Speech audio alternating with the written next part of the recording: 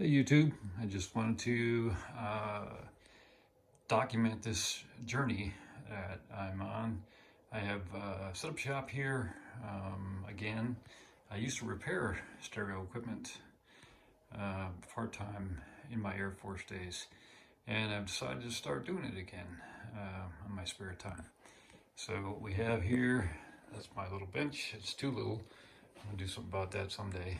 And just got these bookshelf speakers here. I'm going to set up for my monitors in order to help me troubleshoot. This is a Denon I picked up. Big, huge Denon audio video receiver, weighs about 60 pounds. I think it's a beast. That's got to be fixed. Down here I have two Denon Super Audio CD players, which also need to be fixed. Both are in excellent shape.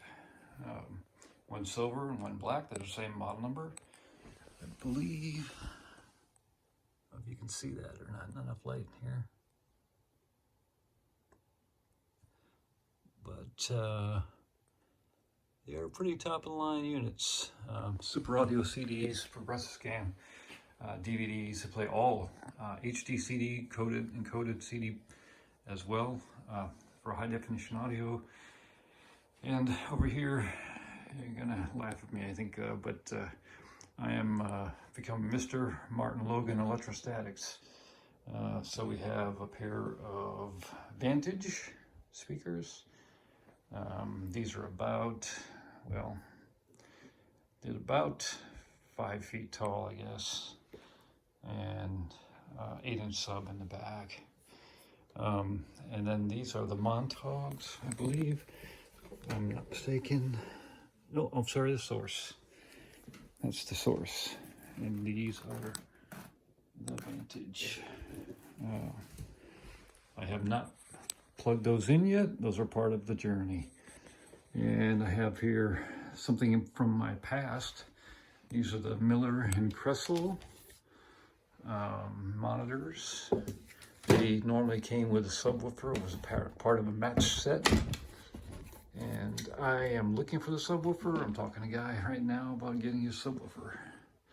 And so pretty nice. And those were one of the best speakers you could buy back in the mid 80s. I drooled over them when I couldn't afford them. Now you can find on eBay for a couple $100, and they hold up so well. They're so well made. Made in America. They're made in, I believe, Massachusetts or something. So, but hold up super well, which I can't really say that about Martin Logan's, but there is no experience like a pair of electrostatics. Martin Logan's, I've had small Martin Logan's before, the Arius, and they actually start dying on you, and guys are trying to wash them and everything in the shower and try to get them back, and I guess it works for a little while, but you eventually have to replace these panels after a number of years, even if you do take care of them. Taking care of them means vacuuming them to keep the contaminants and dust and things out of the panel itself. As you see, it's kind of see-through. That's a Mylar film that's basically charged with electric charge.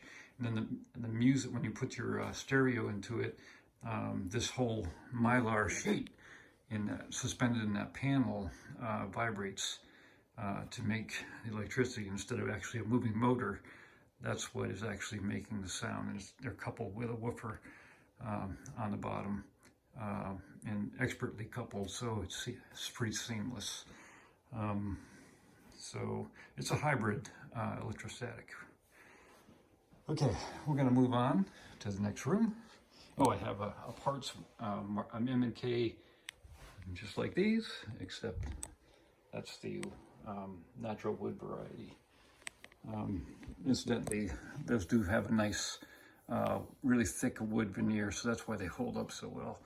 Unlike a lot of speakers today, you probably have to spend $2,000 for a monitor like that in today's market. Let's move on down to moving from the lab into the, what a mess, stereo room, right? It's audio visual, if you will. Got some things covered up because I don't want anybody to see them. But so I'm in the process of putting a curtain. This is thick, really thick fabric here that's supposed to be sound absorbing. And I have 3 large curtains that I'm going to put all along this back wall, and to provide basically backstop for the sound, if you will, or a diffraction, so we will get reflections. So here's a pair of Swans. It's a very nice, they're made in China, but they're made from very high quality components. It's a very nice speaker. And I was using those for a while. I bought them from a friend of mine. Very nice mid-range on those. Cabinets, I can't say they're that well constructed, but you know, you get what you pay for. You can get an audiophile speaker for $2,000 at a full range. You know, that's it's hard to come by, and there's going to be some shortcuts there. These are old, really old pair of Signets. I didn't even know Signet made speakers until I saw these, but they have very high quality components in them, and I had to pick them up. And they sound really smooth. And they were really inexpensive. So some of the things I've been trying here, different experiments with friends of mine, swapping speakers in and out. But this is really what I wanted to display. Let me put a little more light in here, if I can.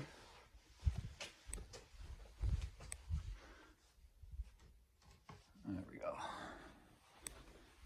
Okay, so I actually have these hooked up. Just hooked them up today, and I've had Martin Logans before. I've had them on very good tube gear that I had. Carry Audio tube gear. It was a V12, Carry V12, a very expensive amplifier. And also I had them on another tube amp called a Hurricane, made by yeah, name escapes me. Not Legacy Audio, but Antique Sound Lab, that's who it was. So Antique Sound Lab Hurricane, huge amplifiers, dual monos, 200 watts of tube power, was amazing. But right now, I just have this little Peachtree. This is a Peachtree Nova. Everything's built in. It's got a DAC, digital audio converter, built in, and it has 300 watts of Class D power. Class D is a digital power amplifier, which are very efficient compared to the old school stuff. And now very high quality. It wasn't, maybe not so much at first, but Class D is about, I don't know, 10, 12 years old now. And maybe more than that, but it is really coming into its own, and I don't mind it at all. It sounds wonderful. And then I have a streaming transporter, and that is actually made by Logitech. Yes, Logitech. The computer company makes an excellent streaming device, very high quality. And there's a DAC built into that as well, but I don't use it for that, because the Peachtree DAC is world class. So you might, sorry for the mess here. I've got a 12-channel amplifier and a digital signal processor, which I'm going to use for a active parametric EQ, instead of with these kit speakers here, which are a very expensive kit speaker that I bought off somebody for a very reasonable price, which are unfinished, right? What I mean by unfinished is the project was never finished, right? They were never fully built. Although they're physically fully built, they're not electrically fully built. They require a digital signal processor for a crossover, so that you can split the frequencies between the, the tweeter, mid-range, mid-woofer, or whatever you want to call this, a tweeter, a super tweeter, I don't know. I don't know what they're calling it. This is an interesting speaker here because it's a fully dipole. There's a tweeter back here and a tweeter in the front, and the other drivers are all open baffle. Even the woofers, right? They're open baffles. So if you can get back of them, which I can't right now, but there's no box back there. They're all open. And I have not had those running yet because I've got to hook up this amplifier. I've got to get them tuned in with this. This digital signal processor has a calibrated microphone, and I know it's a mess, sorry, but this is an experiment, right? So, so that 12-channel amplifier will run each one of those drivers independently, and I'll be able to control it independently and actually view its performance using that microphone and my computer. So it'll graph its performance on the computer with that digital signal processor, that device right there, and I'll be able to adjust that speaker's frequency output for the entire range of audible and be able to split the frequencies up accordingly to each one of those components in there. So that's part of our journey here, is using the Martin Logans as kind of the gold standard, and I might as well play them for you for a minute. In case nobody's heard these before, they're kind of a odd duck, but once you get them right, it is really right.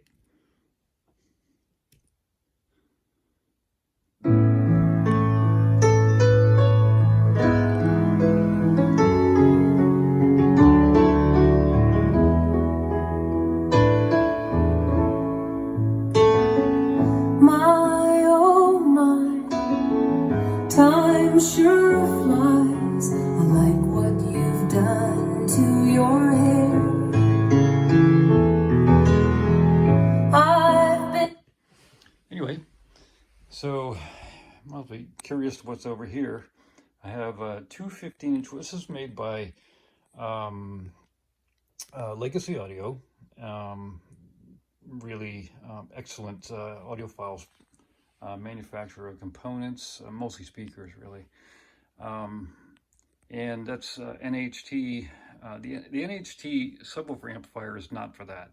It has that dual 15-inch subwoofer has a Bash 500-watt amplifier built in, and this NHT rack amplifier here is actually hooked to my seats. So each seat has a motor hooked into it, or exciter, a bass exciter. I know they have different names for them. Some people call them kickers, some people call them butt kickers, I guess, and thumpers or whatever. But they're incredible. If you have a home theater and you don't have those, you're really missing something. Anyway, I have them integrated with both my home theater and my 2-channel, and it is amazing. I mean, the impact is just incredible. You can imagine with these 215s, and that basically is turned almost all the way down, that subwoofer. And in this room, room is pretty big. I mean, it's a man cave. It is 27 feet long and 16 feet wide. It doesn't seem that way because these speakers are so imposing and big in the room. As you can see, these are about as tall as me. I'm 5'10", so, and that's without the spikes, so without the heels. So she's about 6 feet with the heels. So tall blonde. All right, and that's it. I'm going to take this journey, and we will keep you posted. All right, out here. This is John.